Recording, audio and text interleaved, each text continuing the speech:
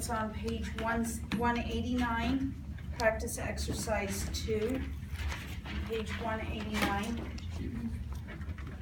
It's a little bit more complicated than some of them we've done, so I wanted to make sure you understood it. Okay. So we have an overall reaction that we're trying to get. We have the 3 intermediate equations. Okay. The first equation I used as is. The second one I reversed, right? Third one I reversed and divided by 2. Okay. Now, in this case, I have 3/2 oxygen. 3/2 oxygen is the same as 1 oxygen plus 1/2 oxygen. Does that make sense? Is everybody good with that? So that means that the 1 oxygen can cancel with this, and the 1/2 oxygen can cancel there, right? And then the ozone cancels. Right? So that we end up with nitrogen monoxide plus the single atom of oxygen, not the oxygen molecule, goes to nitrogen dioxide. Okay? That means we should be able to add our delta H's together to get our overall reaction. Okay?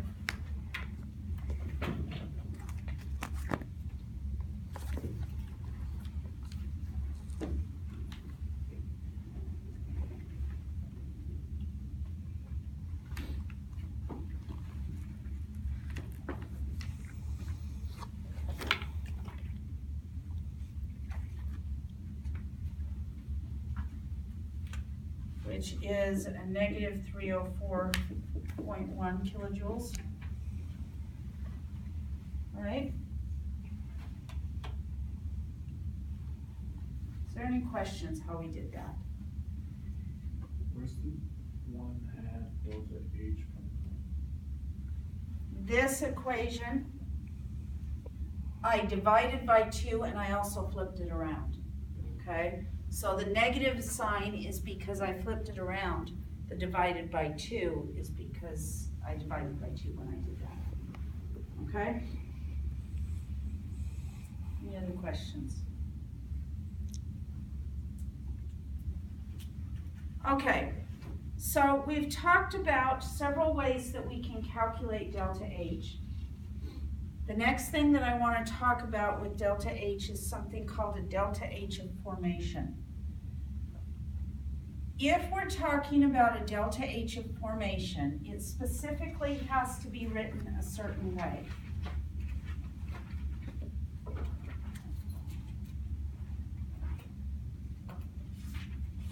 Okay, like for example, if I want to talk about the formation of water.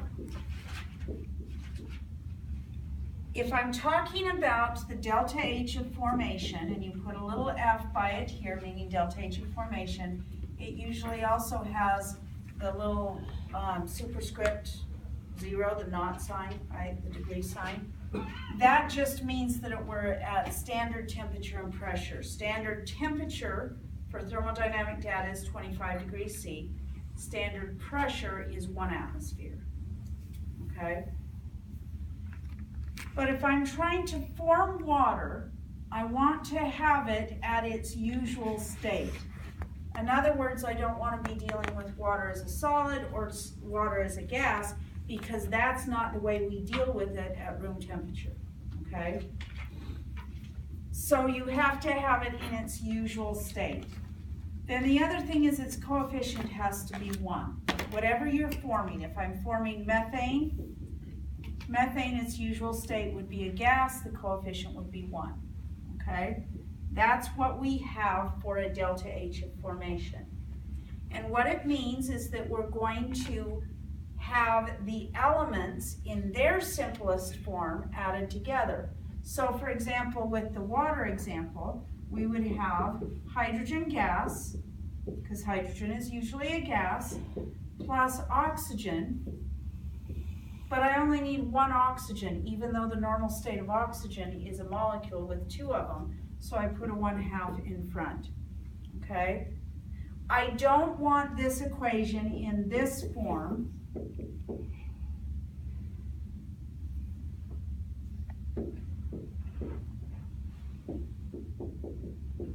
Because that puts a coefficient of 2, right?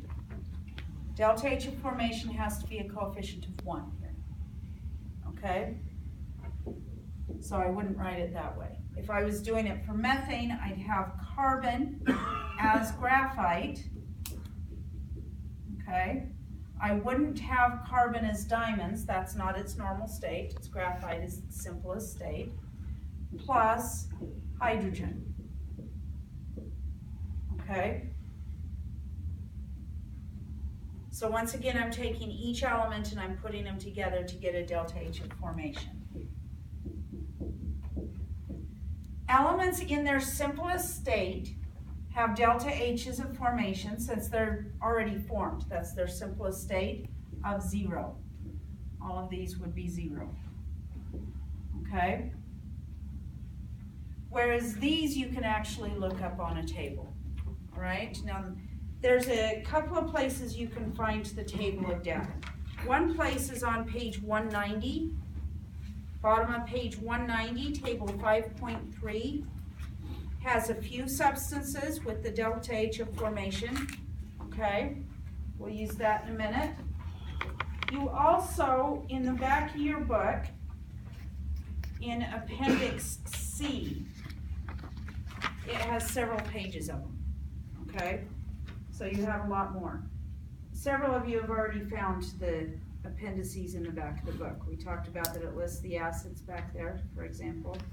Okay, so now I know that we only cover up to chapter 13 in Chemistry 1210. So if you've taken only up to chapter 13 in your book to make it thinner, which is what I did, then just make sure that next time you bring these tables to class.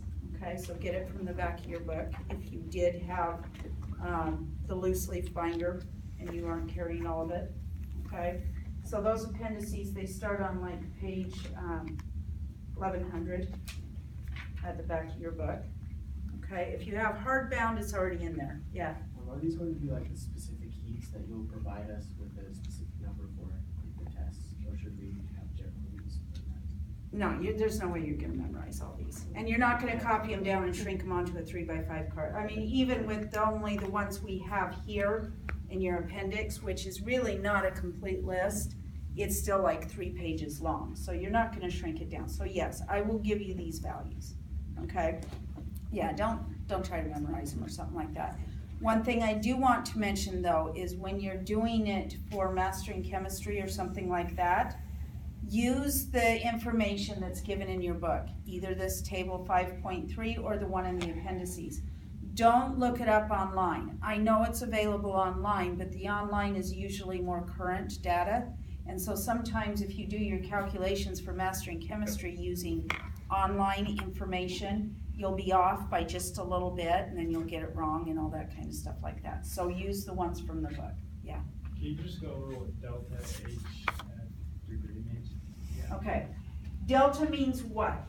Change in. Change in. Whenever I put the Greek letter delta in front of something, it means change in. What does H mean? Enthalpy, which is heat at constant pressure, right? So we're talking about the heat of a reaction.